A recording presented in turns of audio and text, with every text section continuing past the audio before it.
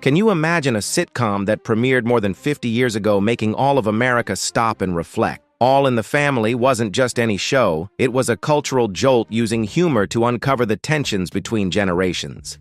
And at the center of it all, Archie Bunker, the man viewers loved to hate but couldn't look away from. If this character blew you away, drop a 1, and if not, drop a 0. Don't forget to like, subscribe, and hit the bell so you can join me as we dive into more TV icons. Carroll O'Connor, born in 1924 in Manhattan, New York, stands as proof that the road to success is rarely a straight path. Before dedicating himself to acting, he explored a variety of jobs, from teaching to working as an editor. These experiences not only helped him develop valuable life skills, but also sharpened his insight into human behavior, a skill that would prove essential in portraying complex, deeply layered characters. O'Connor's career shows that patience and persistence can unlock unexpected opportunities even when your first steps don't directly follow your passion.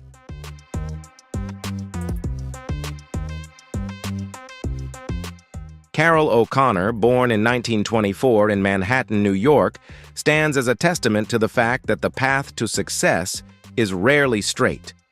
Before committing to an acting career, he tried his hand at various jobs, from teaching to editing. These experiences not only helped him gain valuable life skills, but also sharpened his ability to observe people, a skill that became essential when he later tackled complex, deeply nuanced roles. O'Connor's journey shows that patience and persistence can open unexpected doors even when your starting point doesn't directly align with your true passion.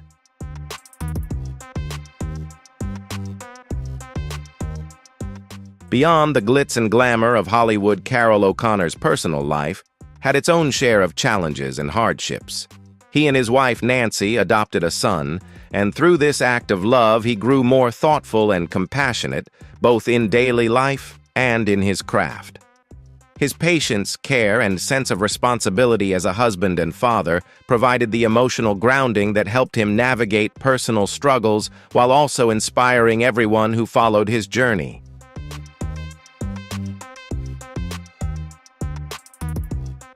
Since his passing in 2001, Carroll O'Connor is remembered not only as a gifted actor, but also as a symbol of perseverance, compassion, and family commitment. His legacy reaches beyond the screen, reminding us of the importance of persistence, love, and seeing people as whole, recognizing both their flaws and their strengths. Carroll O'Connor's life and career therefore stand not only as a significant chapter in American television history, but also as a timeless lesson in resilience and the value of family bonds.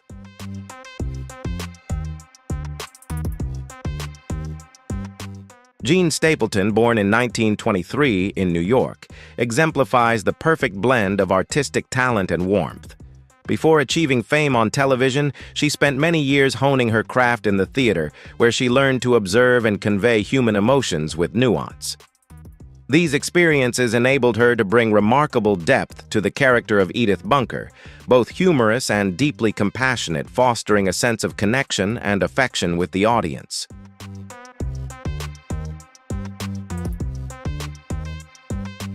In the iconic series, while Archie Bunker embodied conservatism, Edith Bunker represented understanding and patience. Through her subtle and nuanced performance, Jean Stapleton brought Edith to life as both lovable and emotionally insightful, turning the character into a cultural icon that reflected core human values within family life. This role earned her 3 Emmy Awards and a Golden Globe, cementing her status as a defining example of modern American womanhood.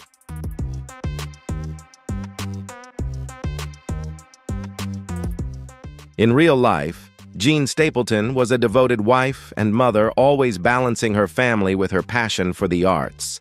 Despite facing numerous personal challenges, she remained resilient and faithful, dedicating herself wholeheartedly to both her craft and her loved ones. Her perseverance and devotion not only helped her overcome hardships, but also inspired generations of actors and audiences, highlighting the enduring importance of compassion, resilience, and love.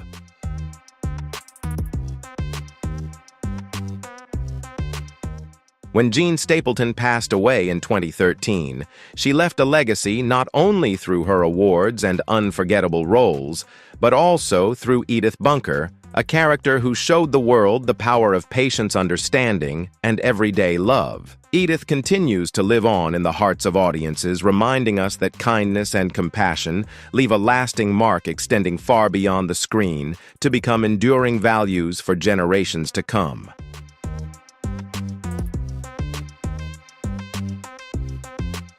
Jason Wingreen, born in 1920 in Brooklyn, New York, was a notable actor from the first generation of American television's golden age. He began his career on stage and in small-screen roles, gradually earning recognition for a style that was simple, sincere, and deeply committed to the craft. In All in the Family, Wingreen is remembered for his portrayal of Harry Snowden, Archie Bunker's warm and friendly neighbor. Though not a main character, his natural, nuanced performance left a lasting impression, capturing the essence of ordinary, kind-hearted people in everyday life.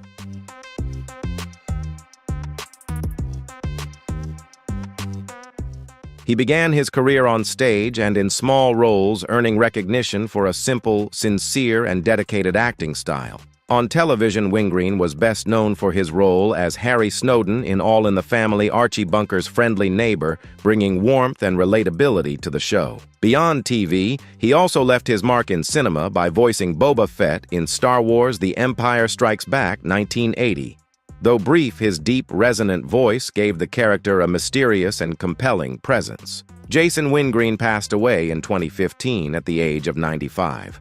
His life and career stand as a testament that an artist's true value lies not in fleeting fame, but in passion, dedication, and enduring love for their craft.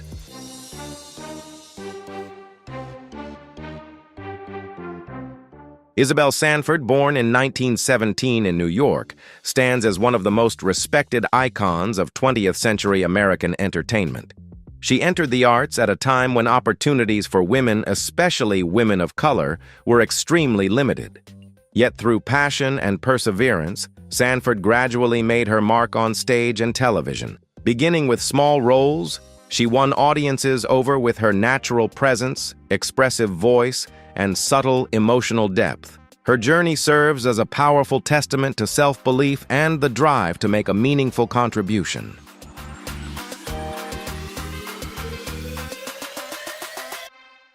The defining moment in Isabel Sanford's career came when she played Louise "Weezy" Jefferson in the iconic TV series The Jeffersons. Louise was a smart, patient, and compassionate woman who often held the family together while showing kindness and respect across generations. Through this role, Sanford made history as the first African-American actress to win an Emmy, breaking barriers and opening doors for recognition and equality in television. Weezy was more than just a beloved character. She became a cultural symbol, inspiring audiences to value diversity and mutual respect in society.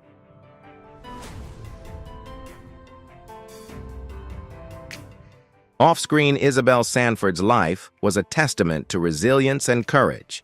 She raised 3 children on her own at a time when Hollywood was still full of racial and gender barriers. Rather than letting these challenges defeat her, she faced them with unwavering strength and a profound love for her craft. Her positive and compassionate approach not only helped her overcome obstacles, but also made her an inspiring role model for countless women both within and beyond the entertainment industry.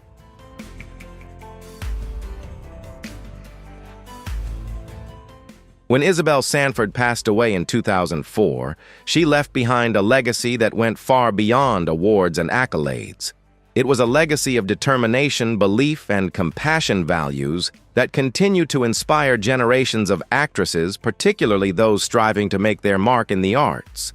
Sanford's life reminds us that true talent shines when fueled by passion and perseverance, and that anyone, regardless of where they start, has the potential to help make the world a more just and humane place.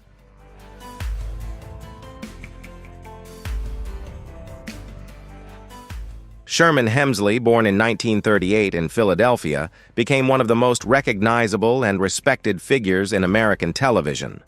From a young age, he displayed a natural talent for the arts, particularly in comedy and theater. Yet his path to success was far from easy. He held a variety of jobs to make ends meet before fully stepping into the world of acting. Through passion and relentless determination, Hemsley gradually earned recognition and went on to become one of the most beloved actors in the history of American television.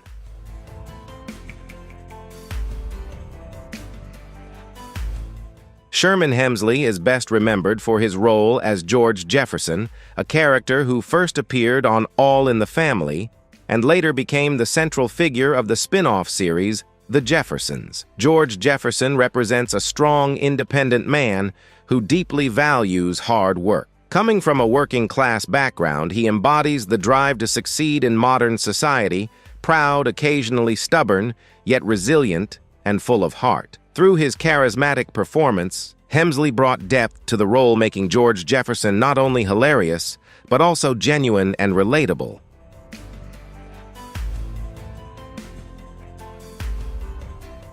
If Isabel Sanford's portrayal of Louise "Wheezy" Jefferson symbolizes calmness and compassion, Sherman Hemsley embodies strength, pride, and a spirit of ambition. Together, they created an iconic TV couple, blending humor with love and mutual respect. As a result, The Jeffersons became more than just an entertaining show. It served as a reminder of the importance of resilient family bonds and the drive to rise above prejudice.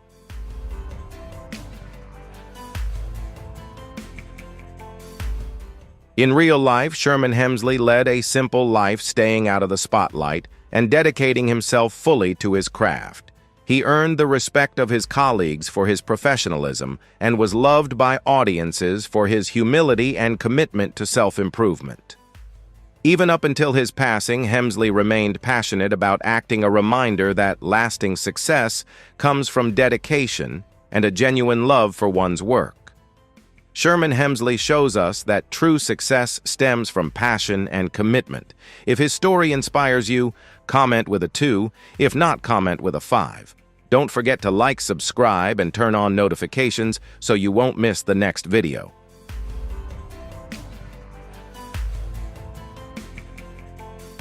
Mike Evans, born in 1949 in North Carolina, was one of the standout young talents among the wave of African-American artists who helped reshape American television in the 1970s. From an early age, Evans showed a strong passion for acting and storytelling. Cast as Lionel Jefferson, the son of George and Louise Jefferson on All in the Family, he brought fresh energy to the screen, youthful, intelligent, and full of enthusiasm.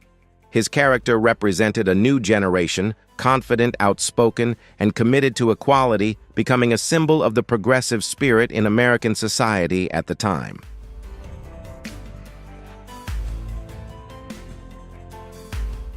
Mike Evans was a multi-talented artist, both an actor and a pioneering television writer. Through his work, he connected people and fostered empathy and respect across social divides. As one of the first African-American writers in television, Evans co-created the iconic series Good Times, celebrated for its humor and powerful social messages, helping amplify the voice of the African-American community on mainstream TV. Though he never sought the spotlight, he earned the respect of his peers for his sincerity, humanity, and dedication to advocacy.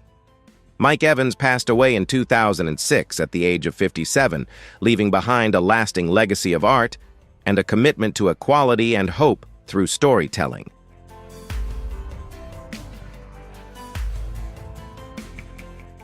Burt Mustin, born in 1884 in Pittsburgh, was one of the most distinctive figures in American television history.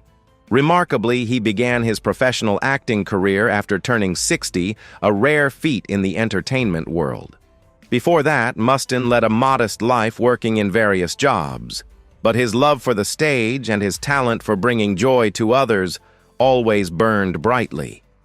It was this passion that ultimately led him to acting, making Burt Mustin a living example of the saying, "It's never too late to follow your dreams."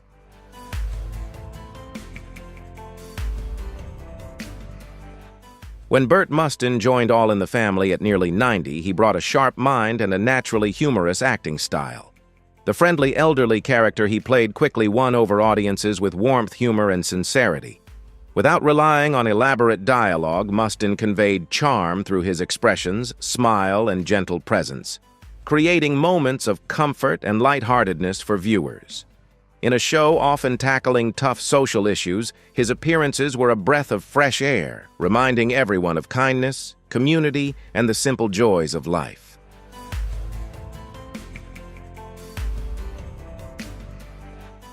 Burt Mustin was a veteran actor with over 150 roles in film and television. Whether in major or minor parts, he always brought optimism, energy, and professionalism to his performances.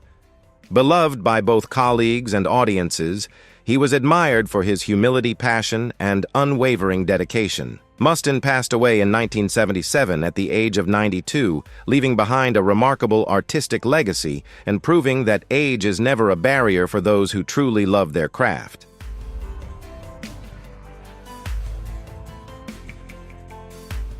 Betty Garrett, born in 1919 in St. Joseph, Missouri, was one of the standout female talents of Hollywood's golden age.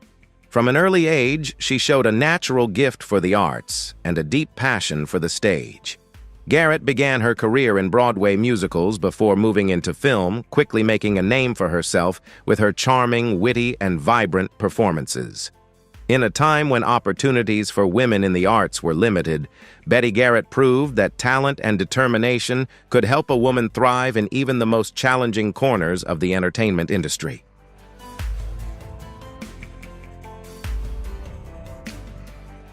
Betty Garrett's career, however, was not without challenges.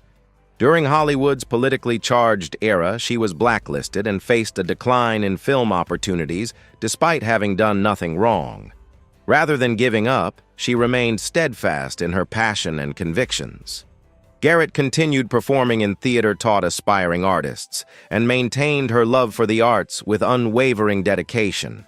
Her courage and resilience during those difficult years made her a lasting symbol of strength and perseverance in the artistic community.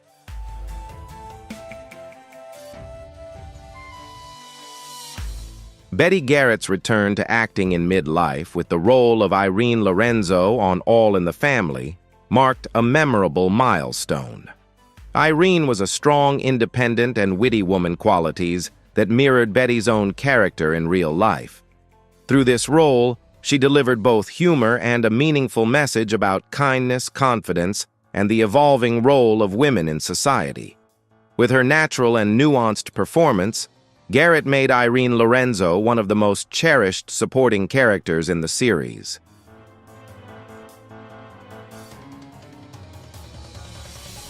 When Betty Garrett passed away in 2011 at the age of 91, she left behind a treasured artistic legacy and the lasting image of an artist who lived fully through her passion. Her life stands as a testament to perseverance, integrity, and a profound love for her craft. Garrett not only exemplified the enduring strength of women in the arts, but also inspired future generations, showing that true talent will always be recognized, no matter the challenges one faces along the way.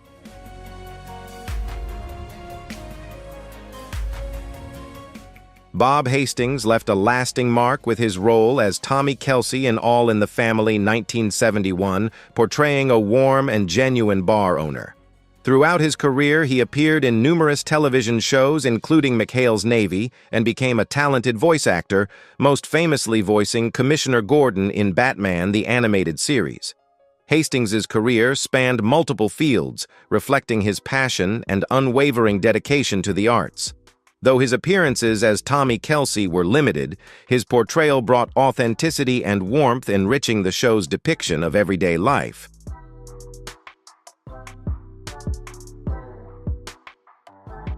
Before and after All in the Family, Bob Hastings appeared in numerous popular television shows, most notably McHale's Navy, where he showcased his charming sense of humor.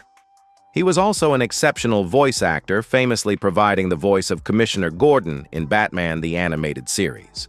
His diverse career spanned stage television and animation, reflecting his lifelong dedication to entertaining audiences.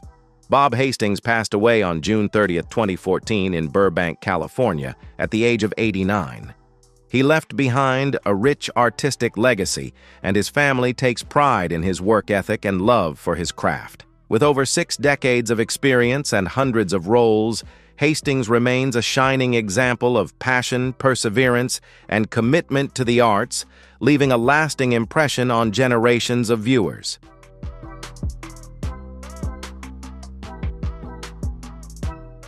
Alan Melvin, born February 18, 1923 in Kansas City, Missouri, is best remembered for his role as Barney Hefner, the friendly neighbor of Archie Bunker on All in the Family, 1971. His portrayal of the kind-hearted and sincere character made him a familiar and beloved face on television. In addition, Melvin left his mark with roles such as Sam on The Brady Bunch and McGill Gorilla. He married Amalia Fainina Cerro in 1944, had 2 children, and had an estimated net worth of $800 to $1,000. Alan Melvin passed away on January 17, 2008 in Brentwood, Los Angeles at the age of 84. His long and varied career stands as a testament to his passion, dedication, and talent for bringing laughter to generations of viewers.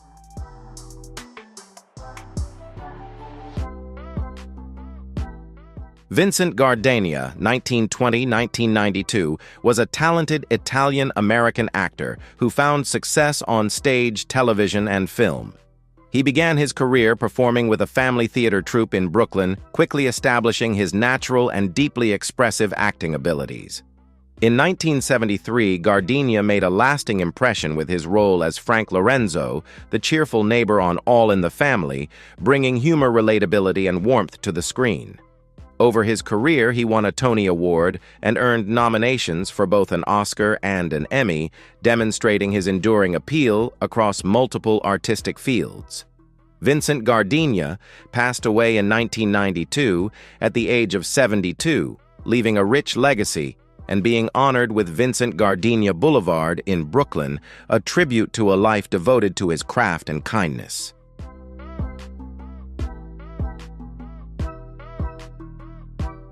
Mel Stewart, 1929–2002, was an American actor and social activist, best known for his role as Henry Jefferson on All in the Family, 1971.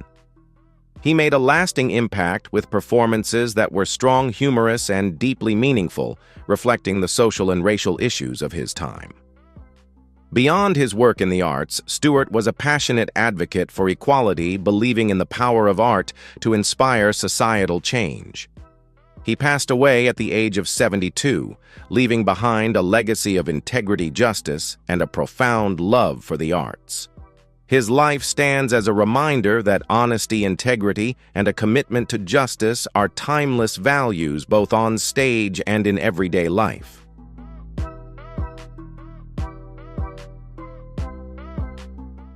Rob Reiner, born March 6, 1947 in New York, grew up in a family that had a profound impact on American popular culture.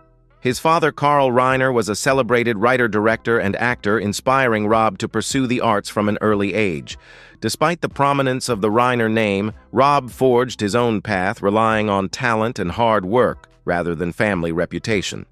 He studied acting, wrote scripts, and took on numerous small projects before landing a role that would make him one of the most beloved faces on American television in the 1970s.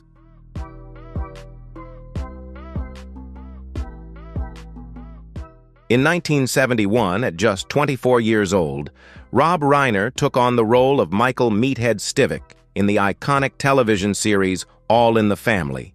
Michael was an educated, progressive young man always ready to debate social issues like equality, war, and family values with his father-in-law, Archie Bunker. Their interactions created both humor and insight, highlighting generational clashes and America's rapidly changing social mindset.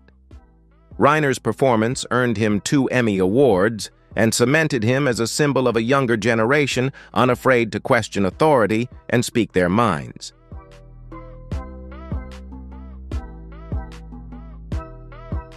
After leaving All in the Family, Rob Reiner continued his creative journey, quickly establishing himself as one of Hollywood's most successful directors.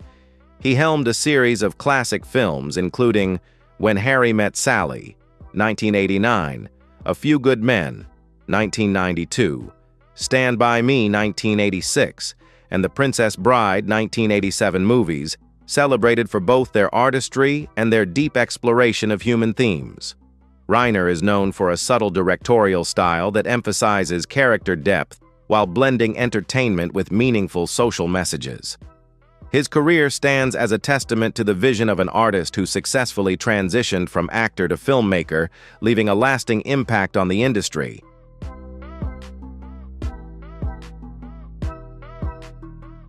In his personal life, Rob Reiner was first married to director Penny Marshall before finding lasting happiness with his current wife, Michelle Singer.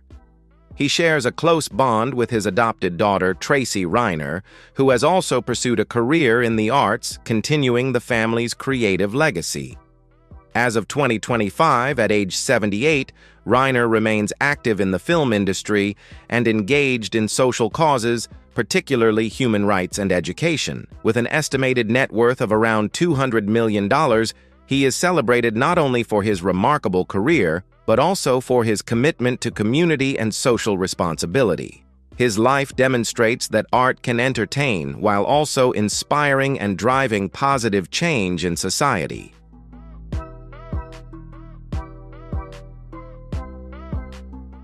Sally Struthers, born July 28, 1947, is one of the most memorable actresses of 1970s American television. She grew up in Portland, Oregon, where her love for the arts and acting became evident early on.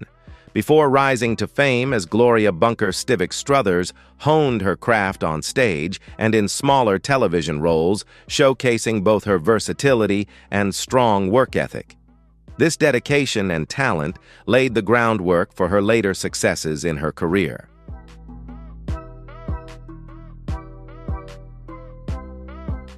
In 1971, Sally Struthers took on the role of Gloria Bunker Stivic, the daughter of Archie and Edith Bunker on the hit series All in the Family. Appearing in 190 episodes, Gloria became an iconic representation of American women during a time of significant social change. She was a modern, independent young woman navigating the tensions between traditional family values and progressive lifestyles.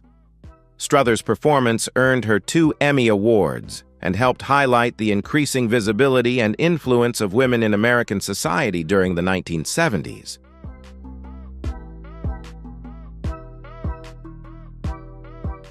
In her personal life, Sally Struthers was married to Dr. William C. Rader for 6 years and has a daughter, Samantha.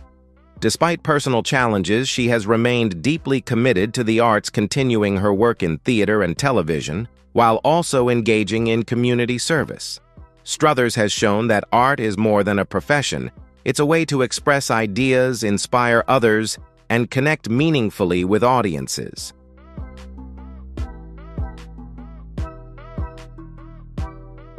Currently at 78, Sally Struthers lives in Oregon and occasionally takes part in local stage productions, staying connected to the artistic community. With an estimated net worth of around $6 million, she is remembered not only as a talented actress, but also as a steadfast, inspiring woman who embodies progressiveness and compassion.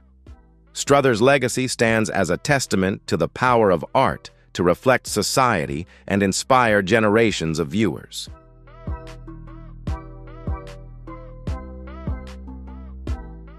Danielle Brisebois, born June 28, 1969, was one of the standout child stars of 1970s American television.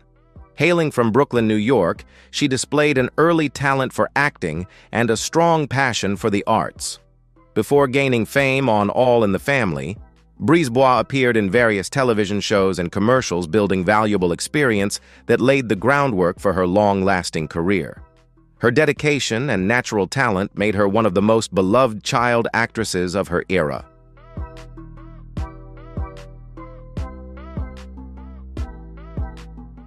At just 9 years old, Danielle Brisebois took on the role of Stephanie Mills, an orphan adopted by Archie and Edith Bunker in All in the Family and its spin-off Archie Bunker's Place.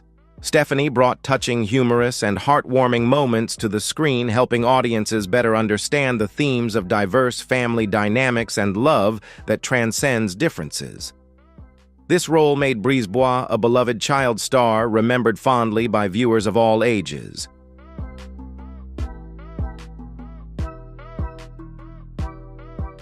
After leaving television, Danielle Brisebois turned her focus to music and production.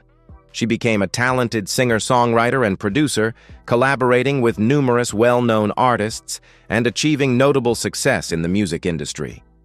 Brisebois' career shows that a child star can cultivate a diverse range of skills, sustaining a lifelong passion for the arts, while expanding her influence into new creative fields.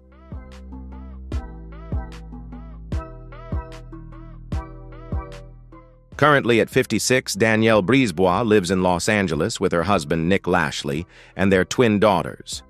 With an estimated net worth of around $4 million, she remains active in the artistic and music communities, inspiring younger generations with her story of perseverance, creativity, and innovation. Her portrayal of Stephanie Mills also left a lasting mark on American television, standing as a testament to the power of art to reflect family emotions and universal human values.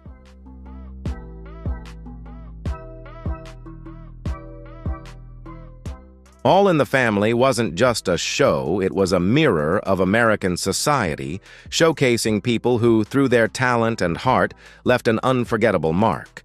Each actor, whether on stage in activism or in their personal lives, helped paint a vivid portrait of 20th century artists. If you enjoy exploring the stories behind the spotlight, be sure to like, subscribe, and turn on notifications so you can continue this journey of discovering the timeless icons of American film and television. See you in the next video, where we'll share more stories that shaped the history of art.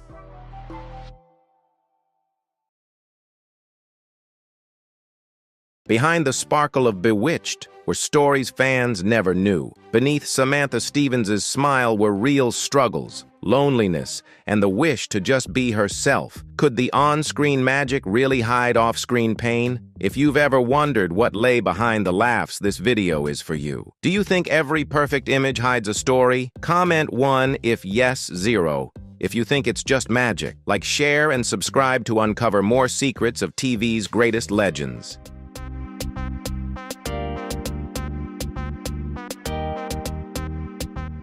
Elizabeth Montgomery, born April 15, 1933, became a TV icon as Samantha Stevens in Bewitched, 1964. At 31, she radiated elegance and charm, but behind the smile was a woman longing to break free from others' expectations. Raised in Hollywood as the daughter of actor Robert Montgomery, she was taught to always be perfect, graceful, and camera-ready, a pressure that made her both love and fear the spotlight.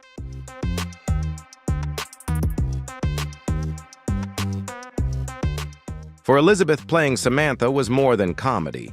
It reflected her own life, a powerful woman forced to hide herself for others' comfort. Off-screen, her life was turbulent. She went through 4 marriages, most notably with producer William Asher, co-creator of Bewitched. Once Hollywood's golden couple, Asher's controlling ways left Elizabeth feeling trapped, and the joy she once found in her work began to fade.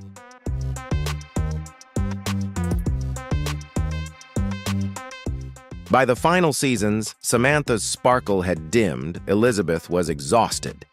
Her marriage ended in 1973, and a brief affair with director Richard Michaels helped Bewitched come to an abrupt end in 1972. Losing the show meant losing not just a role, but the identity tied to her for nearly a decade. Afterwards, Elizabeth sought deeper, more complex roles that reflected the struggles she had long hidden.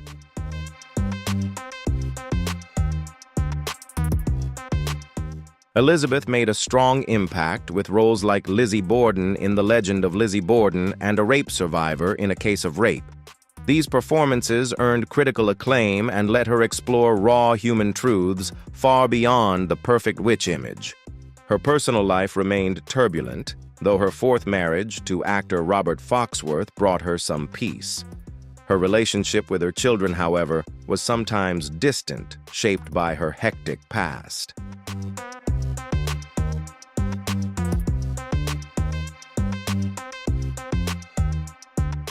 Friends remembered Elizabeth as intelligent, compassionate, and deeply authentic, someone who shunned the spotlight.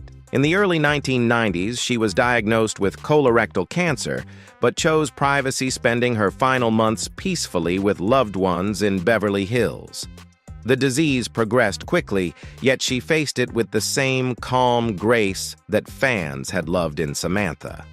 On May 18, 1995, she passed away in her sleep at 62, with a quiet farewell fitting the woman she was.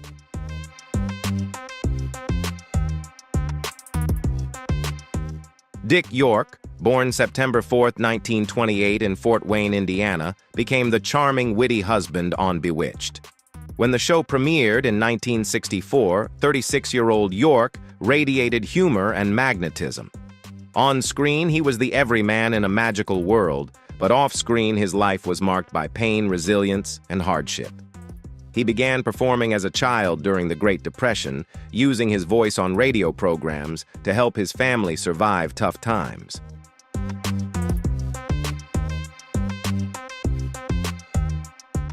By age 20, Dick York worked alongside legends like Gary Cooper in They Came to Cordura, 1959. On that set, an accident tore muscles in his back and neck, causing chronic pain. With no visible injury, he had to keep working and soon became reliant on painkillers. By the time Bewitched premiered, York was battling this daily struggle while bringing charm and humor to his role.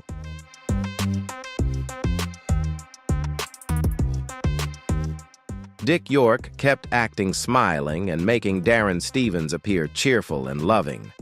Behind the scenes, he leaned on walls or props to hide his frailty, with co-stars Elizabeth Montgomery and Agnes Moorehead supporting him. By 1969, during the 5th season, the pain became unbearable and York collapsed on set. He was forced to leave Bewitched and was quietly replaced by Dick Sargent.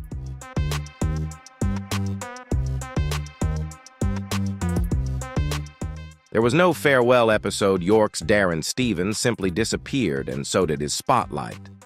After Bewitched, he fell into poverty and obscurity, living modestly in Michigan with his wife Joan, who cared for him through pain and hardship. Yet York never gave up. In the 1980s, he founded Acting for Life, a nonprofit supporting the homeless and those in need.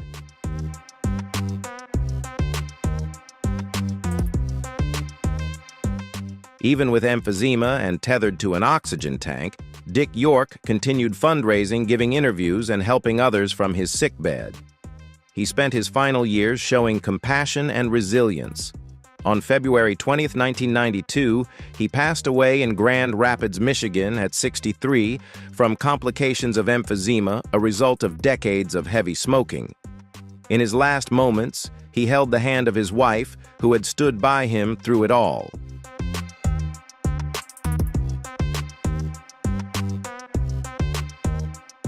Dick Sargent, born Richard Stanford Cox on April 19, 1930 in Carmel, California, took over as Darren Stevens in Bewitched in 1969 at age 39, a daunting task replacing the beloved Dick York. He chose to make the role his own, portraying Darren as calm, polished, and grounded. Raised in a privileged family, Sargent was exposed to the arts early, with his mother, a prominent producer, guiding him into acting.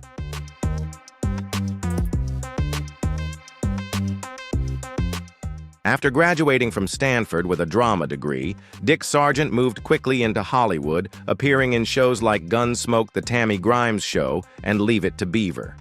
Though successful, he often felt he was living in a shell, hiding a core part of himself.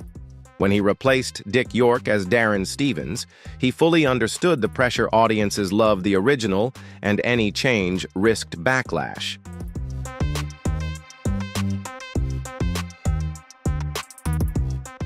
Dick Sargent stood firm, portraying Darren with subtlety and emotional depth, less exuberant than York, but more relatable. Behind the smile and suits, he kept a secret he was gay, and in 1960s, Hollywood coming out could have ended his career. He gave his all on set while living a hidden loneliness. After Bewitched ended in 1972, his career slowed, though he continued appearing in TV, movies, and commercials.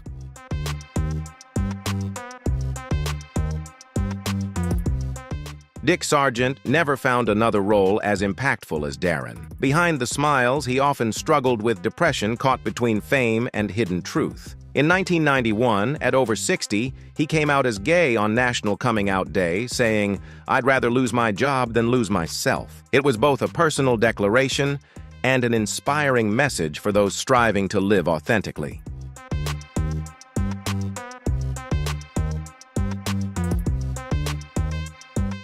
Agnes Moorehead, born December 6, 1900 in Clinton, Massachusetts, became a television legend through her unforgettable portrayal of Endora, the sharp-tongued, commanding, and irresistibly iconic witch on Bewitched. When the series debuted in 1964, she was 63, bringing a lifetime of depth to a character who was equal parts enchanting and intimidating. Endora's flair and fire mirrored much of Agnes's own spirit. Raised in a deeply religious home, she was the daughter of a Presbyterian minister and a mother trained in classical singing.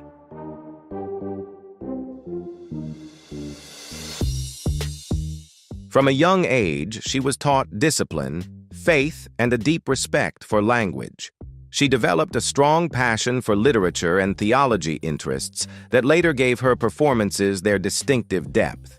Moorehead earned several degrees, including a master's from the University of Wisconsin, and trained at the American Academy of Dramatic Arts. She spoke 6 languages and once remarked that studying theology brought her more joy than any Hollywood event. Long before Bewitched, she was already a celebrated actress with an exceptional career.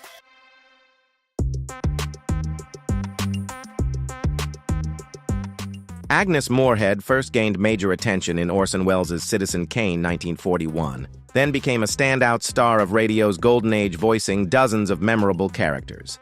She went on to earn 4 Academy Award nominations, including 1 for The Magnificent Ambersons, 1942.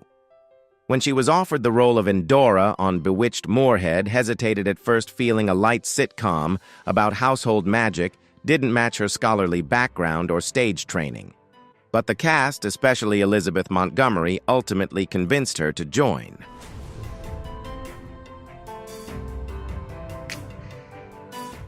Agnes grew to see Elizabeth Montgomery as a daughter, a bond that helped her give Endora a blend of sharpness and genuine warmth. Yet despite her success on screen, Moorehead often felt her greatest years were behind her. She had been married to actor John Griffith Lee until their divorce in 1952, and afterward she never remarried, had no children, and guarded her private life closely. That privacy sparked ongoing speculation, and while some biographers have suggested she may have been lesbian, Moorehead herself never addressed the rumors.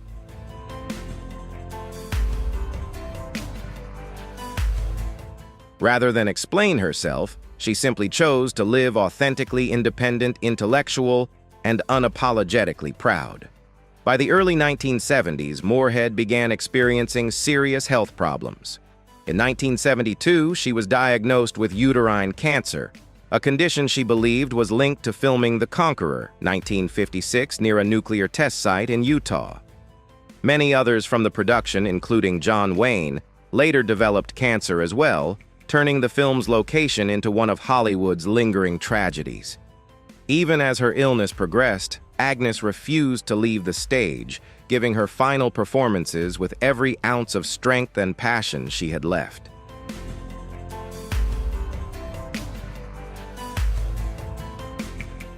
She stayed gracious with fans but maintained a dignified distance, like a performer from an earlier era, never allowing pain to erode her elegance. In her will, Moorehead left most of her estate to more than 20 charities, including schools, churches, and arts organizations, a final expression of the generosity and compassion that guided her life. On April 30th, 1974, Agnes Moorehead died at Methodist Hospital in Rochester, Minnesota, at 73. She passed quietly, surrounded by close friends and the faith she had always held close.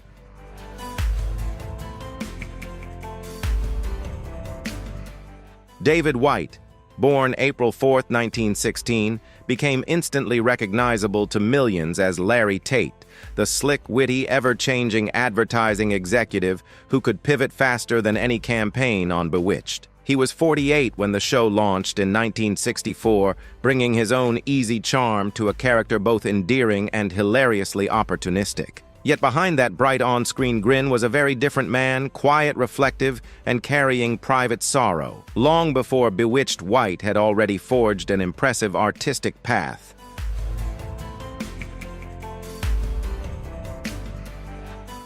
He began his career on Broadway, where he developed the discipline and craft that would define his work for decades.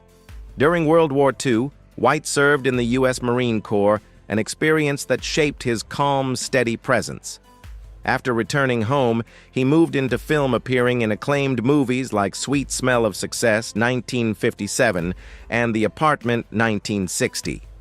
Whether his part was big or small, he approached every role with precision and quiet artistry, driven by a love of the craft rather than a desire for fame.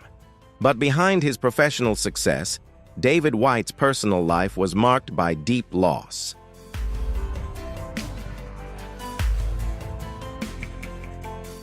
In 1958, David White had a peaceful life with his wife, Broadway actress Mary Welch, and their young son, Jonathan. But tragedy struck when Mary died suddenly at 36 from medical complications, leaving David devastated.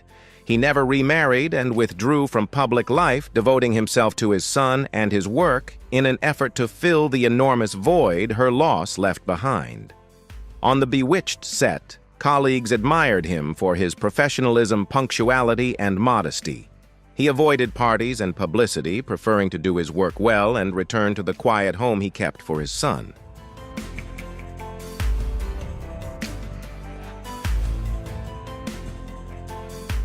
If the loss of his wife was a wound that never healed, 1988 brought David White his deepest heartbreak.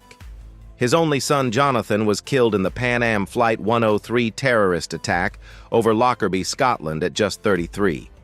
The tragedy claimed over 270 lives and left David bereft of his last remaining family. Friends say he retreated completely from public life, living in quiet grief that words could not capture. On November 27, 1990, David White died of a heart attack at 74.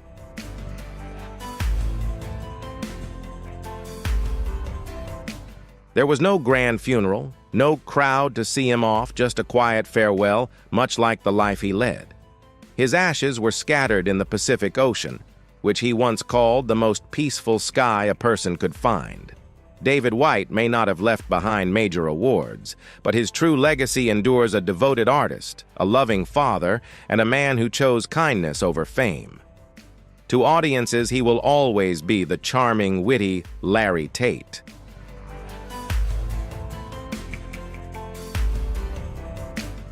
George Tobias, born July 14, 1901 in New York, became instantly recognizable on Bewitched as Abner Kravitz, the grumbling, suspicious neighbor who somehow kept the laughs coming.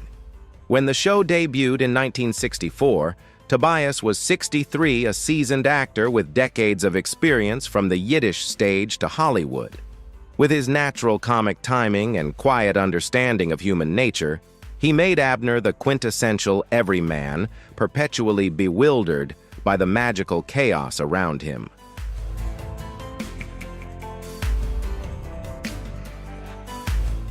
George Tobias grew up in a working-class Jewish family where art was a simple pleasure amid daily struggles. He began acting as a teenager in Yiddish theater, later moving to Broadway, and then Hollywood by the late 1930s. By the 1940s, he was a familiar face in Warner Brothers films, often playing loyal friends, friendly neighbors, or witty sidekicks in classics like Sergeant York, 1941, and Yankee Doodle Dandy, 1942.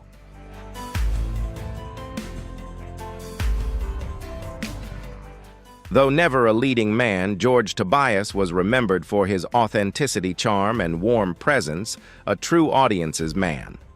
Off-screen, he was the opposite of his grumbling, irritable character, living quietly, never marrying, and having no children.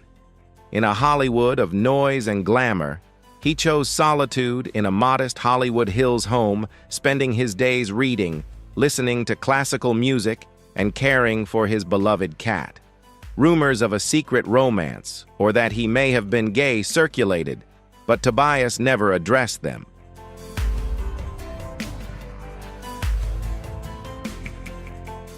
George Tobias sought no attention or fanfare. He just wanted to work live quietly and avoid Hollywood gossip. By the time he joined Bewitched, he was in the twilight of his career. Playing Abner Kravitz, the cranky yet endearing neighbor, brought him renewed recognition.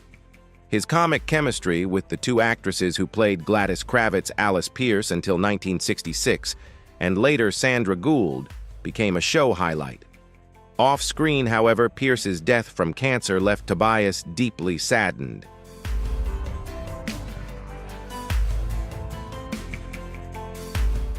Casey Rogers, born Josie Imogene Rogers on December 15, 1925, in Morehouse, Missouri, joined Bewitched in 1966 at age 40, replacing Irene Vernon as Louise Tate, the charming and supportive wife of Larry Tate. Her calm, poised presence perfectly balanced the show's chaotic, magical world with everyday realism. Rogers began her film career in the 1940s under the name Laura Elliott, appearing in suspense thrillers like Strangers on a Train, 1951.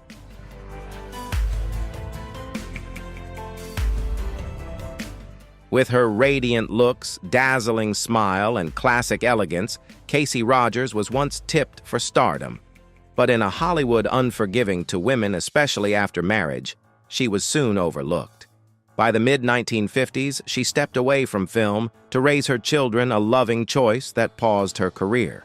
When she returned, opportunities for older actresses had dwindled. Reinventing herself as Casey Rogers, she embraced a fresh start, determined to find her place in the industry once again.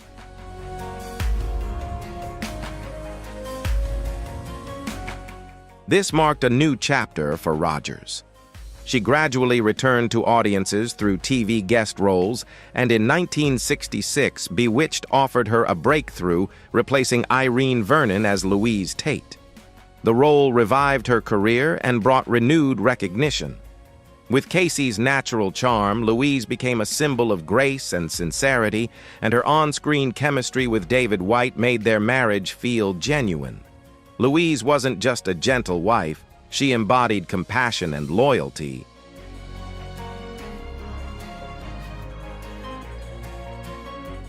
She brought balance to the chaotic world of Bewitched, but off-screen Casey carried her own insecurities. She admitted feeling like the replacement both in her role and in Hollywood. Friends remembered her as warm, loyal, and selfless. Her life had its share of losses. She married twice, with her second marriage to Walter Winslow lasting until the end of her life, and she endured the heartbreaking loss of a child, a grief she carried quietly.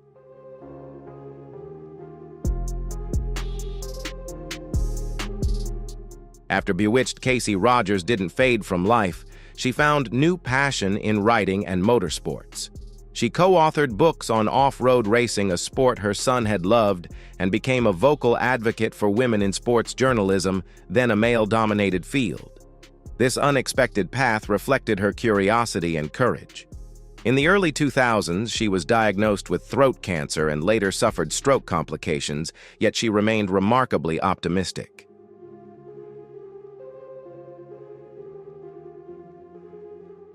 Sandra Gould, born July 23, 1916 in Brooklyn, New York, became one of Bewitched's most familiar faces. In 1966, at age 50, she stepped in to play Gladys Kravitz after Alice Pierce's sudden death. Rather than simply replacing Pierce, Sandra made the role her own with wide, expressive eyes, her signature scream, and unmistakable comedic energy.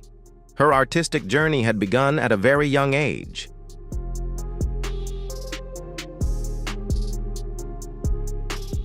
In the 1930s, Sandra Gould became a familiar voice on variety radio, appearing on over 200 shows with her distinctive Brooklyn accent and perfect timing. After World War II, she moved into film and TV, appearing in I Love Lucy the Lucy Show, The Twilight Zone, and I Dream of Jeannie. Hollywood, however, often typecast strong, outspoken women like her as chatty or nosy characters.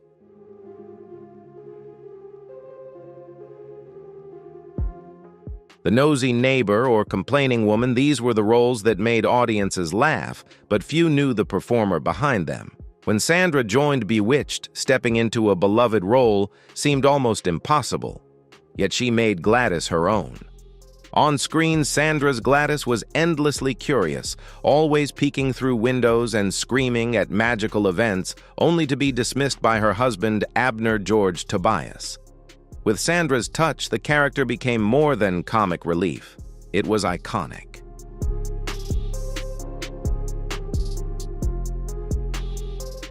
Alice Pierce, born October 16, 1917 in New York City, was the first to play Gladys Kravitz, the nosy neighbor who panicked at Samantha's magic, only to be dismissed by her husband. With her perfect comedic timing, expressive face, and sharp delivery, Alice turned a minor supporting role into one of television's most iconic characters.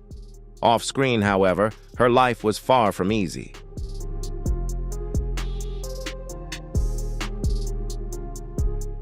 At 6, a serious accident left Alice Pierce with a permanent scar on her chin, which kept her from romantic leading roles in Hollywood. Rather than letting this hold her back, she turned it into a strength. With sharp wit, quick humor, and a natural gift for comedy, she gained attention on Broadway. In 1944, she broke through with a supporting role in On the Town, later reprised in the film, stealing every scene she appeared in.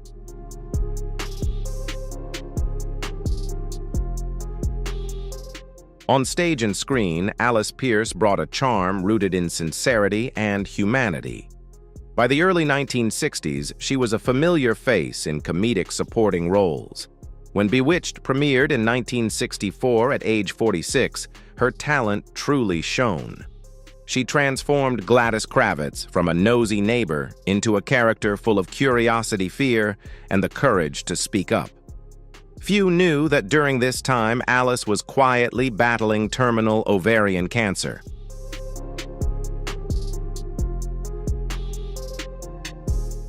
Alice Pierce was diagnosed just before filming began, but she kept it secret even from Elizabeth Montgomery and Dick York.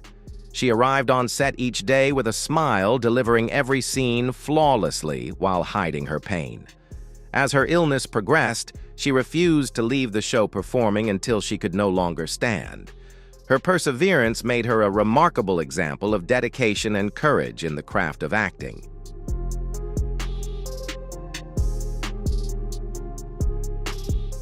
Alice Pierce passed away on March 3, 1966, in Los Angeles at age 48, just months after finishing her final Bewitched scenes.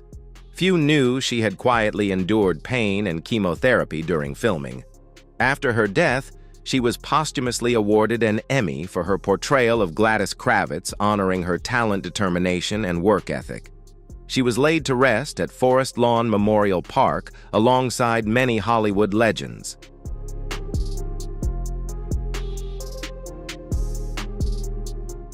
Marion Lorne, born August 12, 1883 in West Pittston, Pennsylvania, became a television icon late in life. When Bewitched premiered in 1964, she was 81, yet shone as Aunt Clara, the sweet bumbling witch whose clumsy spells charmed millions. Raised in a strict conservative family, Marion developed a deep passion for the arts early on.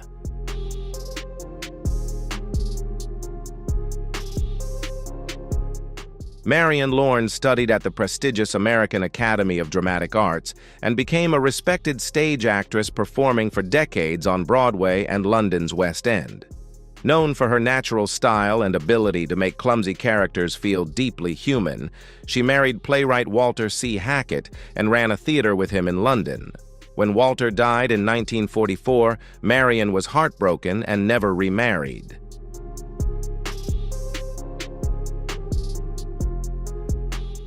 In her 60s, Marion returned to the U.S., starting over in a youth-driven film industry. Often cast in small roles, the forgetful landlady or clumsy Aunt Hollywood saw her as a dependable character actress, not a star. Yet she never lost faith, always arriving early, learning lines perfectly, and inspiring colleagues with her professionalism. When Bewitched premiered, Aunt Clara seemed made for her, a sweet, bumbling witch navigating a modern world she didn't fully understand.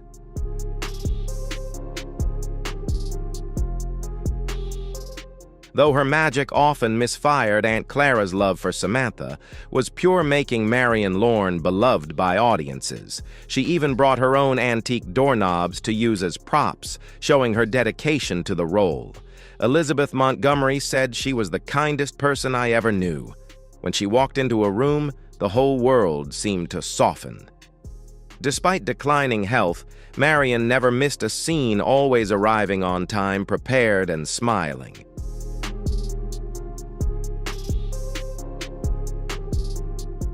When asked why she worked so hard at 80, Marion Lorne simply said, "Because I've waited my whole life to be recognized." On May 9, 1968, she passed away from a heart attack in New York at 84, just weeks before winning the Emmy for Outstanding Supporting Actress in a Comedy Series, an honor she had long dreamed of but never got to see.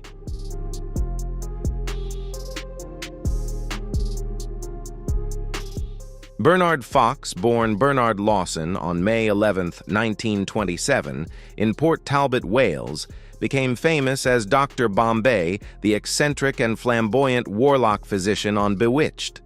Debuting in 1967 at age 40, he brought a mix of charm, humor, and unpredictability, always in outrageous outfits with his booming voice. Born into a family of performers, Bernard first appeared on stage at just 18 months old.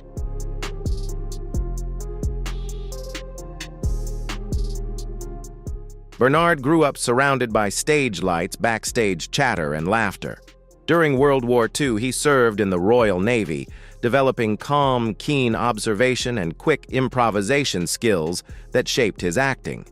After the war, he returned to entertainment with a guiding philosophy: if you can laugh after a war, you can laugh in any situation.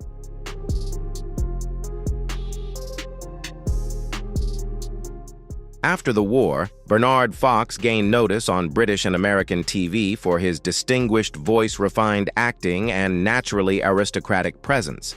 He often played officers or bumbling English gentlemen, blending seriousness with comedy. Over 6 decades, he appeared in shows like Hogan's Heroes and films such as Titanic 1997 and The Mummy 1999. Yet his most unforgettable role remained Dr. Bombay on Bewitched.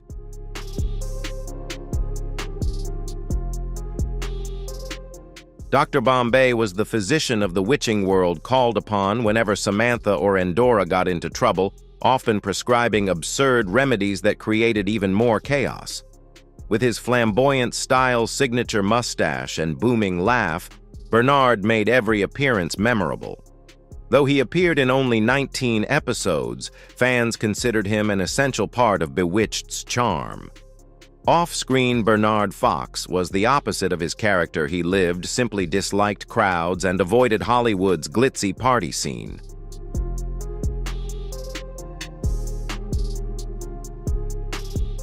He married Jacqueline Fox, the love of his life, for over 50 years, and together they had 2 children. Bernard always put family above fame. He once admitted, "I'm grateful people love Dr. Bombay, but I sometimes wonder, do they remember Bernard, or just the man with the mustache and the safari hat?" Though rarely cast in leading roles, he never complained. For Bernard, the greatest reward was simply working and making people laugh. As he grew older, he gradually stepped away from the screen.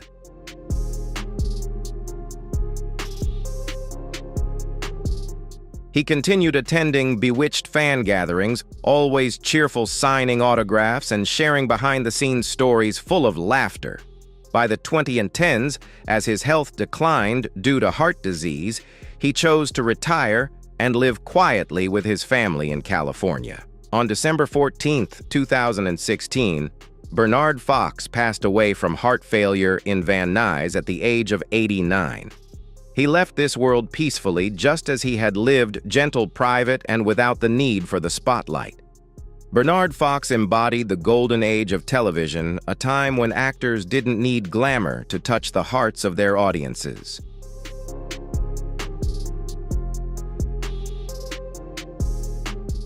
Bernard Fox brought smiles to millions with his humor and warm heart, a true wizard in a world without magic. But do you remember Dr. Bombay, the eccentric warlock doctor who always burst onto the scene with his classic line, "Emergency, emergency, emergency"? If he ever made you laugh, drop a 1 in the comments. And if you've never watched Bewitched but are curious about this quirky witch doctor, comment 0. Don't forget to like, share, and subscribe to support our channel, and let's keep the magic and laughter of Bernard Fox alive for generations to come.